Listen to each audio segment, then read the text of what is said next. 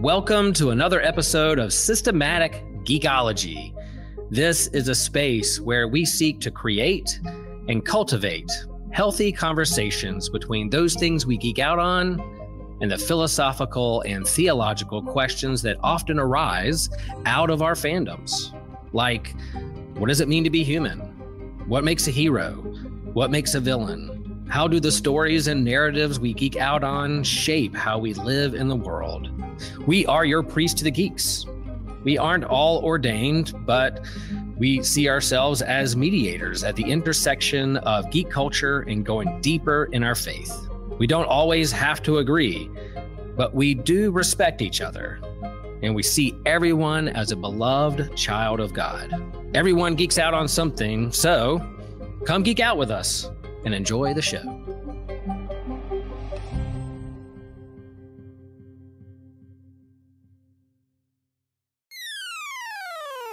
You're listening to an Anazal Ministries podcast.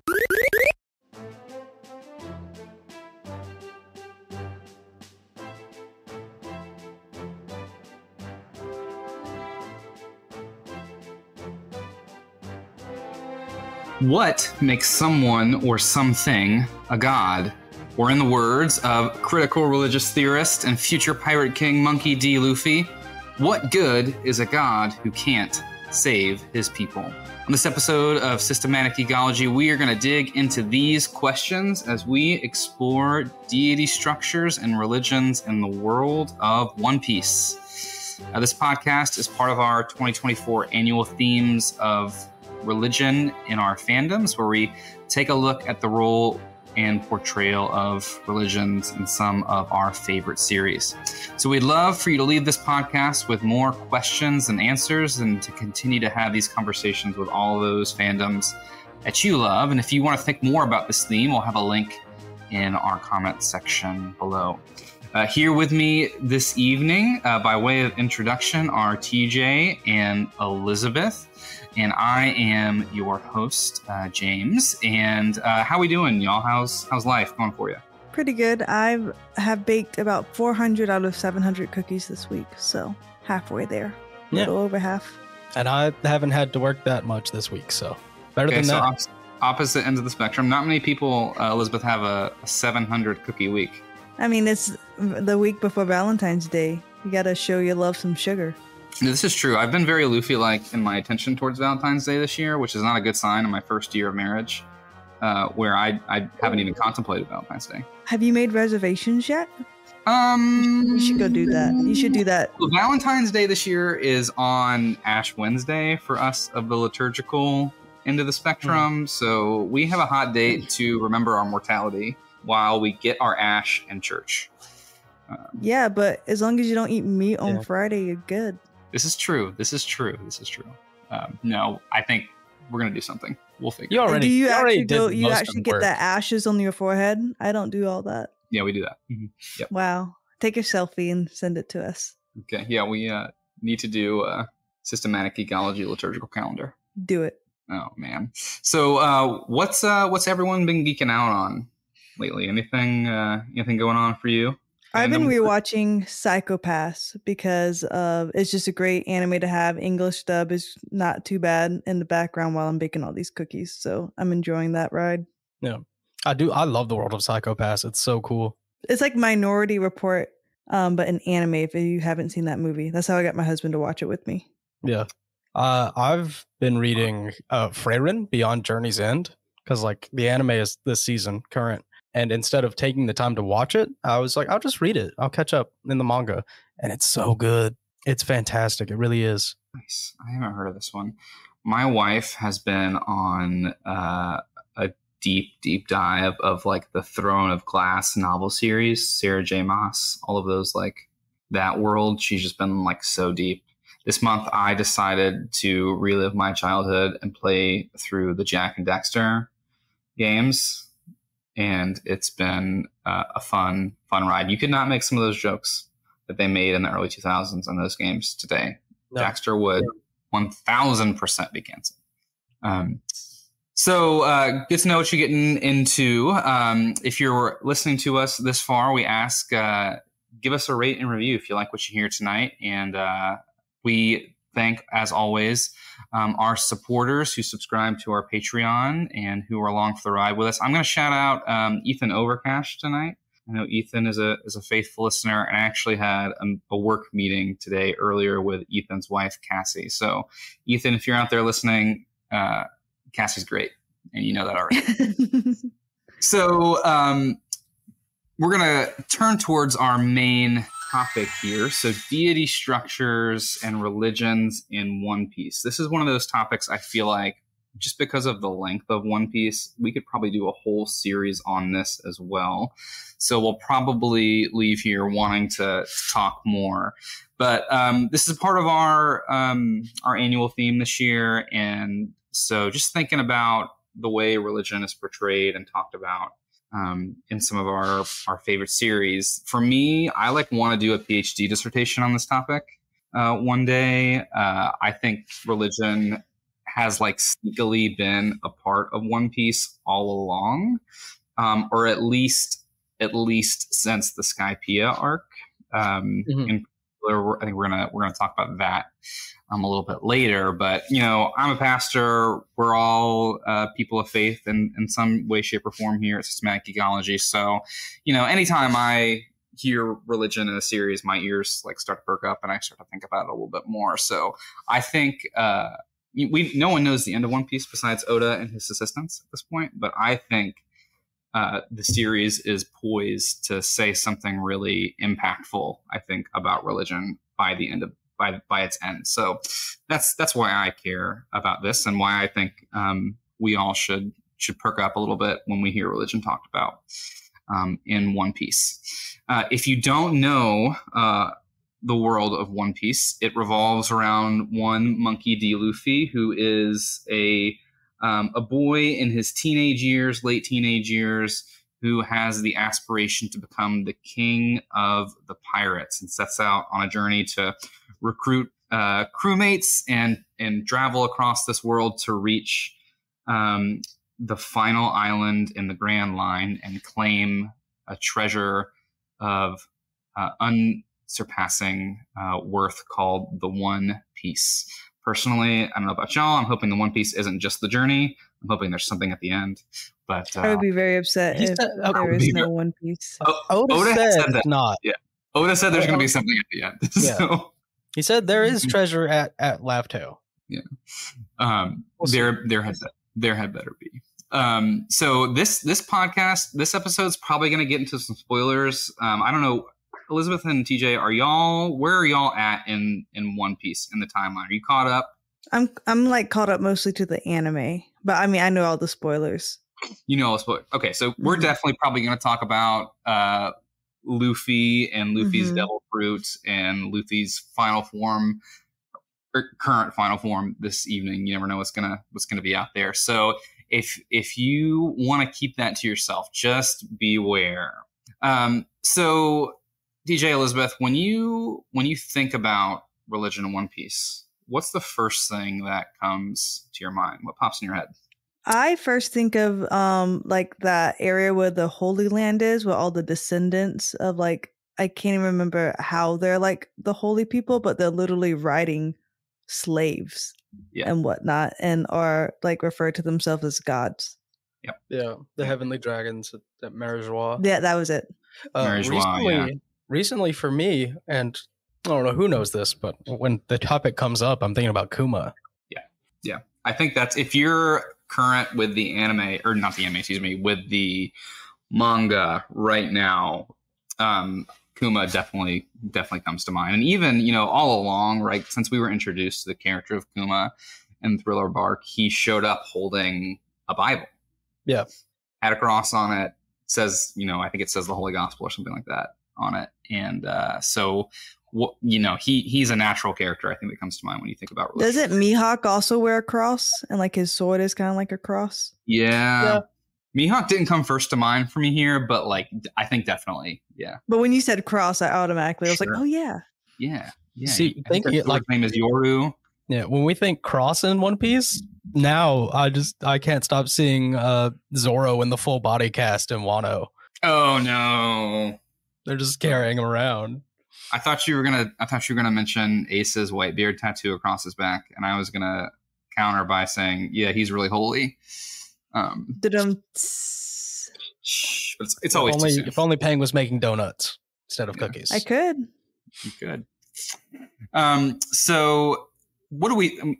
Religion in One Piece, there isn't an obvious structure, right? So there's not like one religious system. There are a ton of religious like allusions and references, though, right? So the first thing we're probably introduced to in the series is the concept of devil fruits, which is the power system, one of the power systems in One Piece, right? You consume these mythical fruits called devil fruits, and you gain the power of a devil. However, you're cursed and can no longer swim, right? And so in a world that is majority composed of water and islands, this is a big problem. So you gain power, but you're forever cursed. So just by calling them devil fruits, you know, a concept which has been around since you saw Luffy stretch his rubber arms for the first time, but they still have not been explained fully what they actually are, if there are actually devils, or what is going on there. Yeah, there's not a doubt in my mind that if someone came up with this idea today and it made it to Shonen Jump, there would be like, we would have already seen what hell was like and the devils that these people are stealing their powers from by eating that fruit. Right. Yeah. We've seen or heard of none of those things. And there it gets complicated, or you know, it gets even more interesting because there are certain devil fruits that are named after a god. So the former fleet admiral of the Marines, right? He has a mythical devil fruit that transforms him into a giant gold Buddha. Yeah. So, but again, that might be the most on the nose, allusion in One Piece. Is like, yep, Buddha, just straight up. Yep, it's literally just Buddha. Yeah. So I think the system that sort of pervades the world, even though it's not a religion per se, is this concept of the world nobles calling themselves gods, right? The celestial, the heavenly dragons. And these folks live at the top of a continent called the Red Line, which encircles the globe. It's a thin strip, and it's high mountains, and they live up there, and they come down and wear air bubbles because they're too good to breathe our normal air, and they ride on slaves, and they think they own everything, and they call themselves gods. Yeah. So they're just descendants, right? Like that's the only thing that's special about them is their ancestry. So if anything, they would be more close to royalty. Sure. Yeah. They're basically royalty. Like the story goes, like 900 years ago, it was 900 years ago, they fought some war against some unnamed country and won that war, and then crowned themselves as gods. And these are now their descendants. Yeah, I'm becoming increasingly sure that they've like tried to exterminate the Buccaneers in that war. Yeah, which is we've talked about this character Kuma. Kuma is of the Buccaneer race, which was a very new development that we even heard of that race. That's not, if you're in the anime, this has not been announced yet. Yeah, that's crazy. Because you can, at this point, I think we're going to end the series, and everyone who just shapes super weird, there's going to be a really good reason. Right, yeah. Just, you know, do we need an explanation? Retcon, you're a different race. No. Boom, you giant Buccaneer. But the question with the Celestial Dragons for me goes back to our opening question: who or what makes someone or something a god, right? Because these people have basically said, we fought this war, we won, we are now going to call ourselves gods. Yeah, so I think what we get a lot in One Piece is power makes one divine. Yeah. And Anel shows that really well in Skypiea. Good. And not even from Skypians, because they hate the guy. But himself, he sees himself as a god because no one can touch him except Luffy. Really just got unlucky there. Like wildly unlucky. Horribly unlucky. He could have made it to the Grand Line. Plot, TJ. Mm-hmm. It's almost like there was a plot. Yeah, it's crazy. But and that's what we see with the Heavenly Dragons too, is they call themselves gods because they got power. And they were able to exert that power over others. And even it's interesting. I feel like we're really close to being able to talk about this way more in depth. I think so. This time next year, I think we will be able to talk about this way more in depth. Yeah. Yeah. But we see like Nika and the Buddha, which has not been explained. It's been like 700 chapters. We still don't really have like a good, clear explanation of that. Did Buddha exist in One Piece? Yeah. But as far as we know, why is he a devil? Like, why is he attached to a devil fruit? Yeah, why is it a devil fruit? Right. Was that a mistranslation in universe? But Nika, as far as we know, is just a really strong dude. Yeah. So we're jumping ahead to talk about Luffy here. Luffy's devil fruit is revealed. I never said that. Spoiler alert, everyone! Spoiler alert! Turn your attention away if you don't want to be spoiled for Luffy here. But Luffy's fruit, the whole series, is known as the Gum Gum fruit. Luffy still thinks of it as the Gum Gum fruit. This revelation has been made to us, the readers, but not yet to Luffy. He has not thought to ask the question of, why can I transform now? I couldn't do that before. Luffy's fruit is now known as the Nika Nika no Mi, mythical model Nika Nika no Mi. So the Nika fruits. So Luffy can transform into this mythical divine figure called Nika.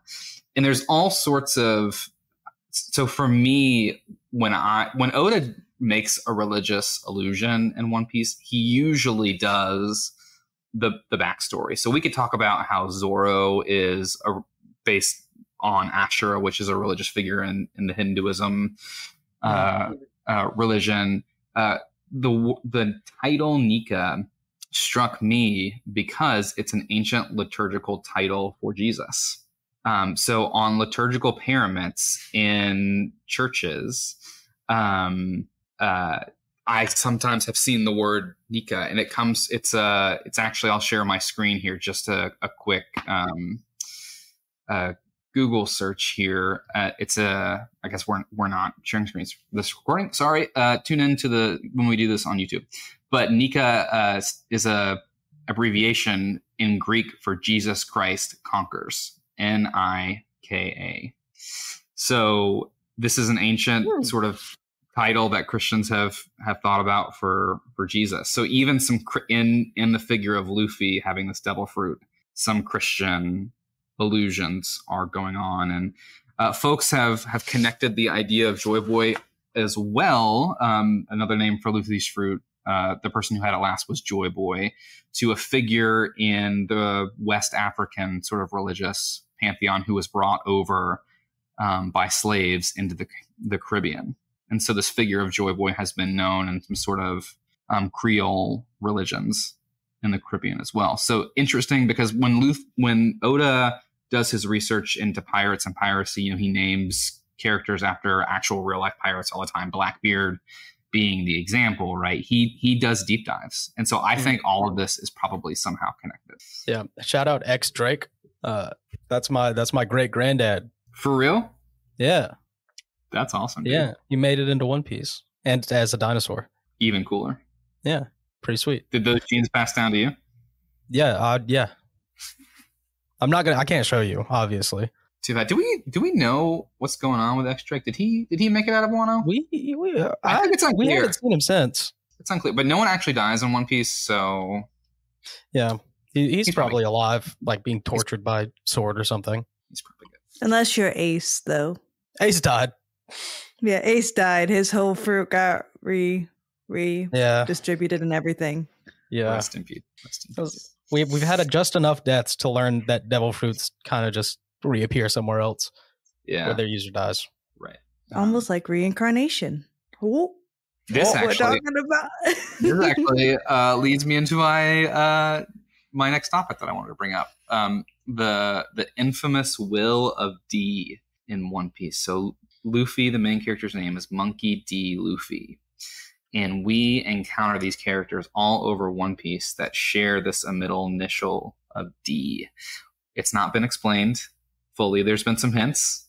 There's been some characters who have alluded that they know what it means. But one quote from a character that comes up in the Dressrosa arc, Don Quixote Rocinante, explains it to a character, Trafalgar Law, who has the D in his name. The quote is this: "In certain places, the clan of D have been called by another name, God's archenemy. In some other translations, the natural enemy of God. So we have most of our main protagonist poised to be the natural enemy of God. Yeah. But Luffy has a mythical god-type devil fruit. What do we do with this sort of juxtaposition? I think there's a lot going on there. Not only is it a devil fruit that bestows godly power, he is a pirate who doesn't do pirate things. Sure.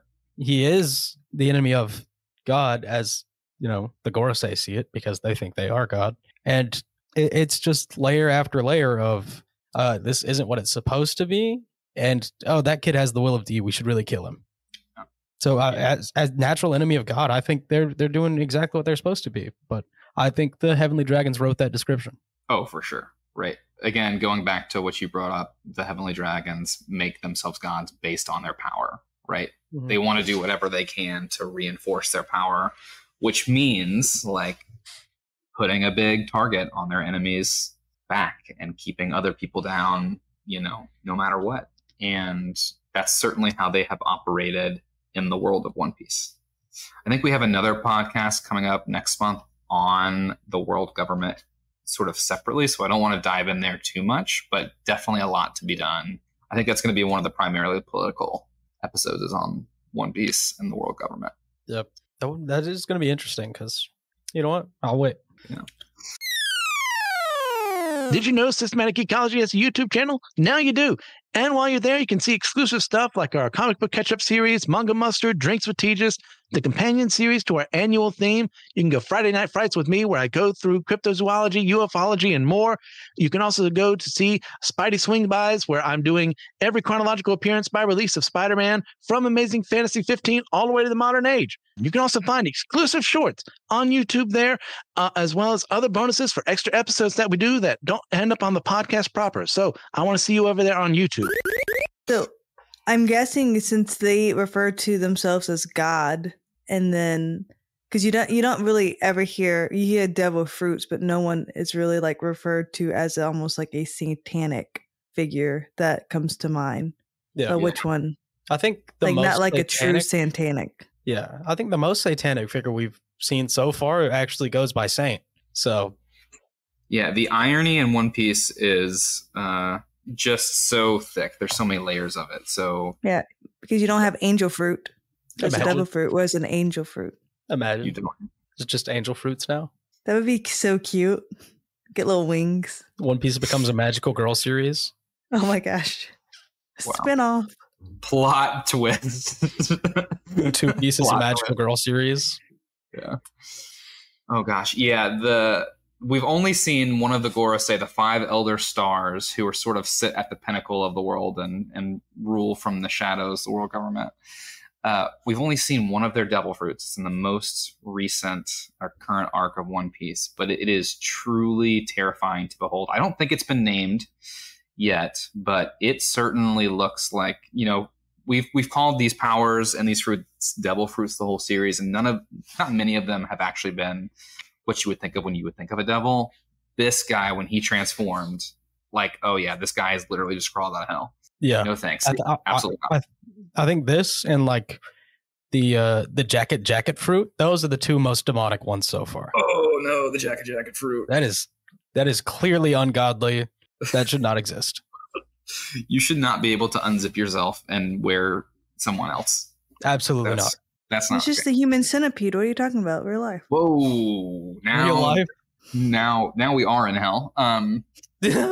But I would. So what do you think Saint Saturn's devil fruit is going to be? Yeah, there's been some speculation that there's like these 4 like demonic figures in Japanese religion in Shinto, and they're each based off of one of those.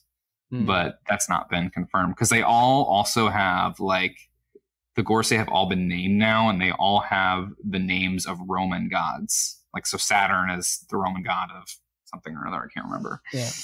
See, I was kind of thinking he's going to be like Anansi or something, just because he's a big spider. He is a big spider. You're right. Actually, no, I'm mistaken. I got my wires crossed now. There's a theory that the mythical devil fruits like Kaido's dragon devil fruit are based on different Japanese sort of guardian spirits or deities. That makes sense. But That was there funny. is, and I only remember this because of Yu-Gi-Oh! So tread lightly. Yeah. But there's a giant mythical Japanese spider named Tsuchigumo, and I'm That's a not sure what deep his myth pertains to, but I know it exists. Right. And that's probably what Saint Saturn is. So I just had to guess. That makes sense. Yeah, what Oda does with religion throughout this series is he, I think, is trying to juxtapose things or concepts in a way that like gets us to think deeper about it. You know, sometimes you'll read manga or watch anime and think, oh, this is a cartoon. Like we're not thinking too deep or seriously here. But actually, I think Oda really is. I mean, think about it. This is his life's work. He's been writing a series for 25 years plus now. And I think for sure there is some commentary here, which is why I sort of wanted to begin with that quote from Luffy at the beginning. What good is a god if he can't save his people? Sorry, Luffy gendered God there for everyone, but he did. And he says that quote to Enel. Enel is the main protagonist of the Skypiea arc. He is also a person who, based on his power, has dubbed himself the Kami or the God. And in the Sky Islands, their sort of leader is known as Kami or God. But the one he disposed to get there, Gon Fell, was, you know, someone who cared for his people and didn't rule based on power. And so Luffy knocks this guy out of the sky, literally rings his bell, and says this quote as he's sort of like landing one of the final blows. Yep. And then Enel, of course, doesn't die. He just goes and becomes the king of the moon. Well, yeah. He's up there with the moon people. This is true. Which are Tantata, which is interesting, but not the topic. But why are there Tantata on the moon? No one knows. Who knows? Oda just threw that in there. No one knows. Yeah, no one knows. Sort of that conversation that he has just leads me to wonder this question, which is like I think we people tend to go along with their systems of faith and don't not always think too much about them. But the question of like, why do we even have religion? Like, what is the good of religion? What does religion do for us as humans and for our world and for our civilizations? You know, as we know, religion has been used to do like great good in our world. I think we've all experienced that in our lives. But also we've probably, in our own ways of experience, religion can be used to do some really awful, terrible things as well. And religion can be used to serve power. For me, that is sort of one of the whole things that Jesus came to critique and turn on its head, right? That's why Jesus uses the kingdom of God sort of imagery. This kingdom is going to be, the reign of God is going to be different than, you know, the kingdom of the world or the kingdoms that you experience in the world. So, yeah, it feels almost like Oda is trying to make a point about religion because he has kept it so vague and so out of the way of world affairs. So we're either getting, you know, the world religion strictly from Luffy's perspective, or they're really just not doing much. I think Kuma recently is actually the only positive thing we've seen the religion in One Piece do. Sure, yeah. Kuma, the gospel according to Kuma, right? Kuma carrying the Bible with him from the first moments we see him to now, even in the most recent chapter. So this is a big spoiler, but there's this panel in the manga where Kuma is now on Egghead Island, and there's this sort of epiphany moment where Kuma sees Luffy in Gear 5 and recognizes this person that we've been passing down the story for, that we've been waiting for hundreds of years, is now finally here. Right. And he is going to come to bring joy and liberation to everyone. Right. And I really wish he would just give us a couple chapters explaining what Kuma's church actually is. Like, is it just about Nika? Yeah, because he was a pastor. He was known as a pastor. Right. Yeah. Is it just about Nika? And the world government just lets it exist because they think they can't do anything? How, like, if I'm just thinking, like, if Nika kind of refers to what you were saying with Jesus, and it's been silent for so many years, how from Old Testament to New Testament, God was silent for 400 years until the thing. So, interesting parallel.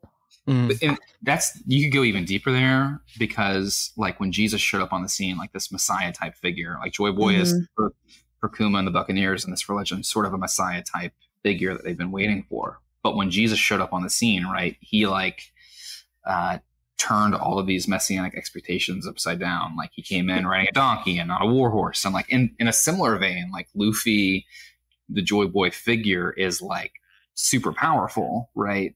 But also fun and playful and not interested in power for power's sake, right? So no matter where Luffy goes, he brings like freedom typically in his wake. Like he's going to come and like set things right for you, but he's not going to set it right because he wants to get something, but just because you're his friend.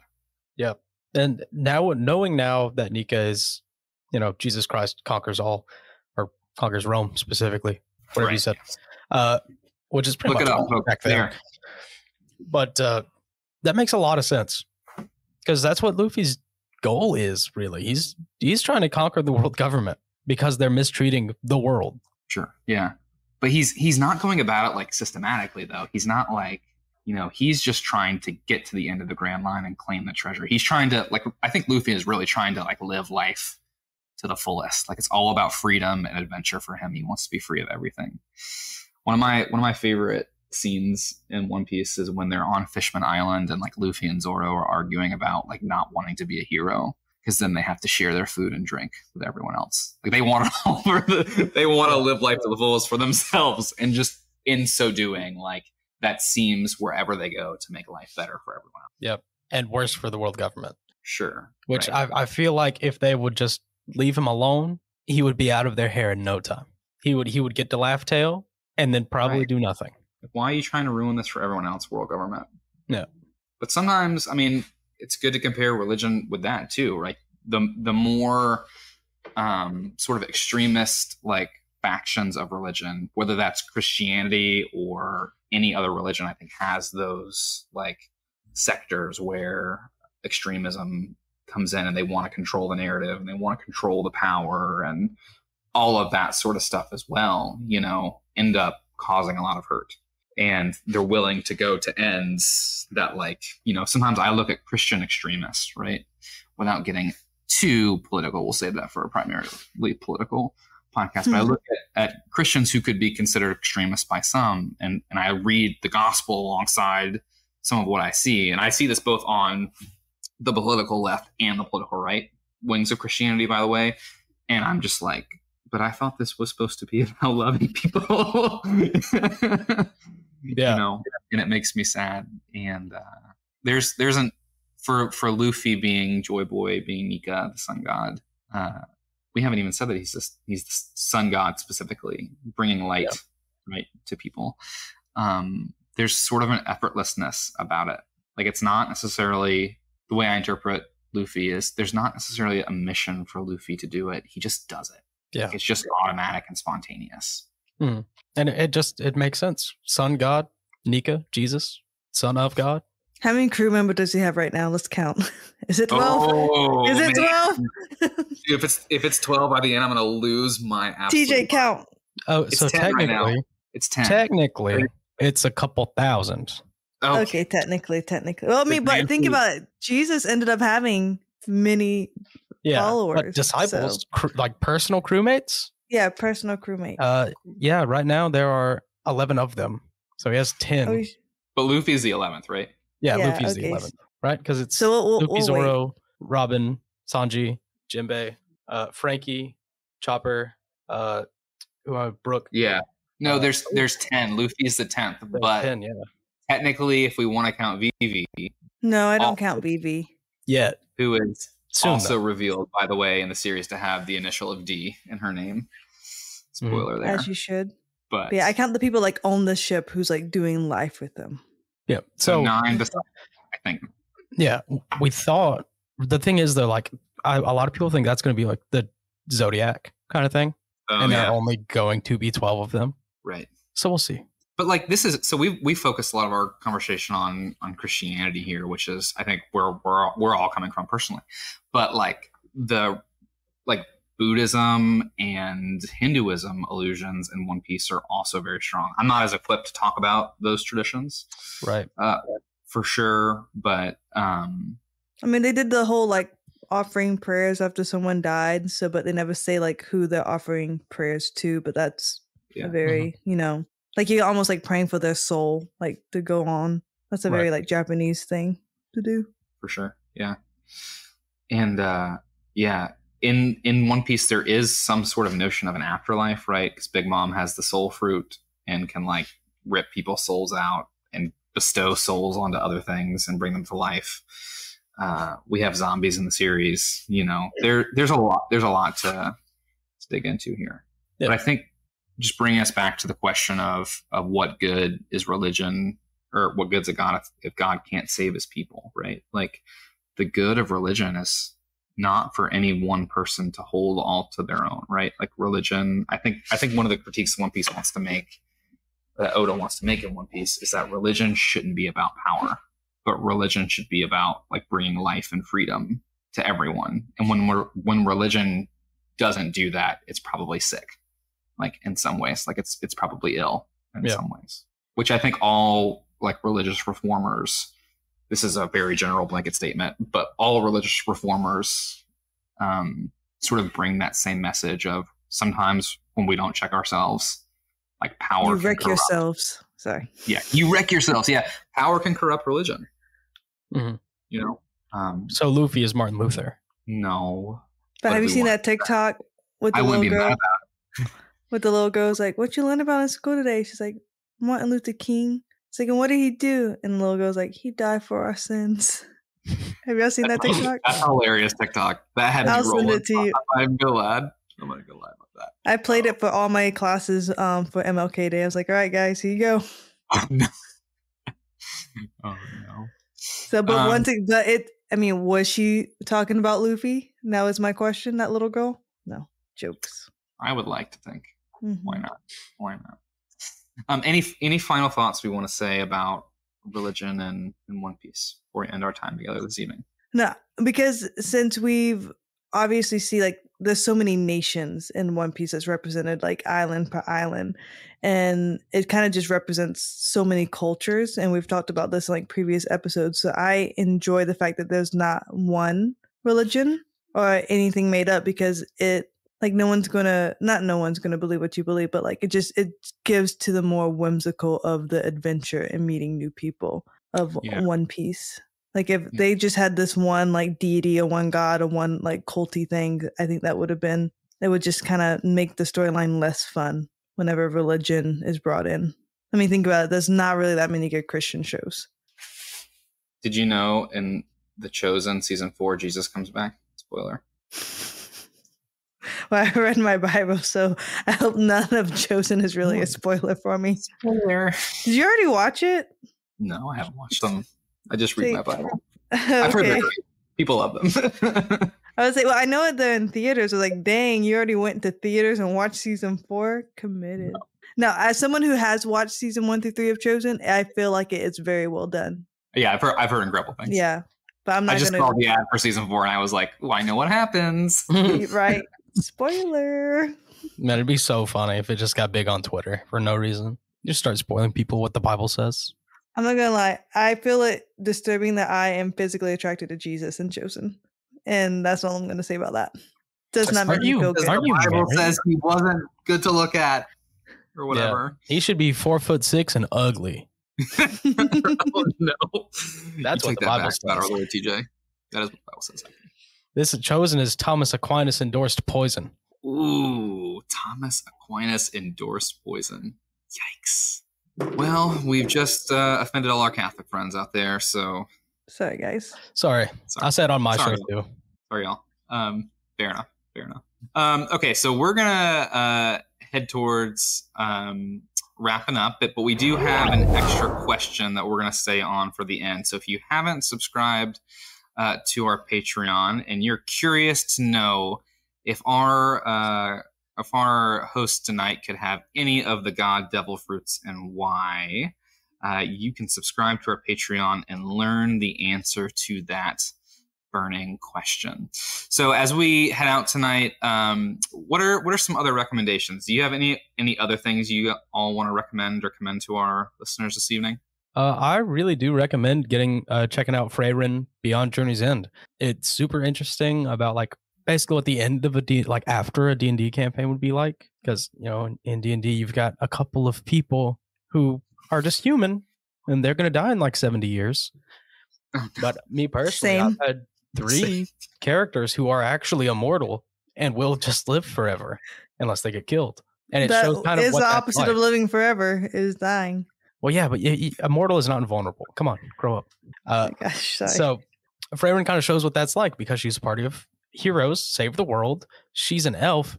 Everyone else is human or dwarf. So she's here after everyone else and just now finding out what they went through, like the emotions they were feeling on their journey, because she starts another one.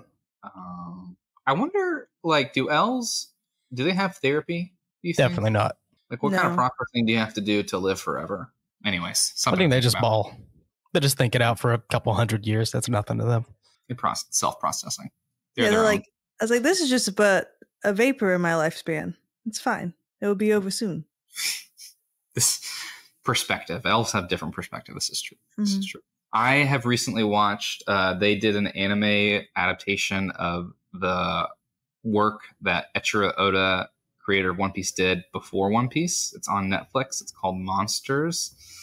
And it covers the story of a legendary figure in the One Piece world. So it's connected to the One Piece world. And it's just one episode of 25 minutes. And the animation is great. And it's just a fun little story. And if you have 25 minutes to spare, I would commend that to you, especially if you're into One Piece. So thanks, y'all, for sticking out with us as we have pondered religion and One Piece tonight. Please give us a rate or a review on your listening streaming service of choice. And Ethan, if you are listening out there and you've made it through the end of this episode, we appreciate you and your support of Systematic Geekology. So y'all stay tuned for more religion-themed podcasts as the year goes on. And always remember that we are all a chosen people, a geekdom of priests.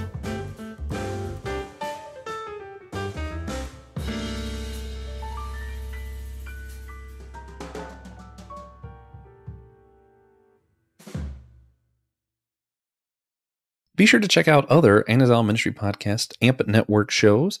You can see the whole network in a single feed if you're on Spotify, or you could go to Apple Podcasts and find the Anazal Ministries Network podcast, the AMP Network. Yeah, there's just a network on Apple. You can follow the whole thing. You'll get shows like The Homily, where Pastor Will goes through his homily messages. It's literally just Pastor Will's sermons, guys. It's great. You also get access to the Whole Church podcast, where TJ and myself interview leaders from across different denominations and backgrounds to work towards a more full church unity. You can see My Seminary Life, where Brandon Knight discusses his experiences at seminary and then discusses seminary topics, so anyone can have access to knowledge available to seminary students. You also can see Let Nothing Move You over there, where Christian Ashley goes through the Bible in a Bible study type fashion and explains the whole biblical narrative. I also have a show on there, The Dummy for Theology, where we discuss various theological topics in an attempt to show every side of the discussions, leaving you with more questions than answers. There's also The Bible After Hours, where the foul-mouthed preacher goes through the Bible from a more progressive view to challenge the status quo of the modern church. Finally, you can hear The Clydes, where Taylor and Elizabeth Clyde go through weekly discussions in a devotional conversational style method to help us all get closer to one another and to God. Do you love systematic ecology as much as I do? Of course you do. So why don't you hop on over to the Systematic Ecology shop and get yourself some merch. We have clothing like hats, extra soft t-shirts, sweaters, hoodies. We even have glassware and mugs. One of my favorite coffee mugs that I use every morning is a coffee mug that has on it, share the faith, share the geek. Yeah, I get my geek on first thing every morning, thinking of systematic ecology. And I know you need to hop over there and get you some merch, represent us out in the wild, out in the public, and let people know that you too like to share the faith and share the geek.